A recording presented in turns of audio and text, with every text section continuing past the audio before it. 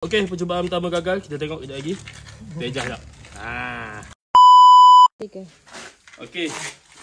So kita akan pasang ni dulu. Ni first time ni aku pasang. Belum ni bengkel aku pasang. Okey. Alright, dah cuna sepatutnya. Dia ada kunci dia.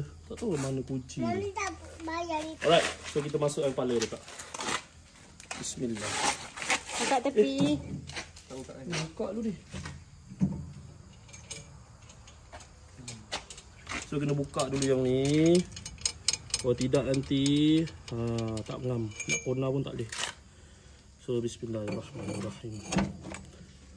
Okay, sekejap setting motor sekejap. Okay, boleh tak? Boleh. Dekat tepi. Okay, dia kena angkat je. Okay, kena masuk ni dulu baru masuk ni. Masuk ni dulu lagi. Okay, percubaan pertama gagal. Kita tengok kejap lagi. Pejah tak?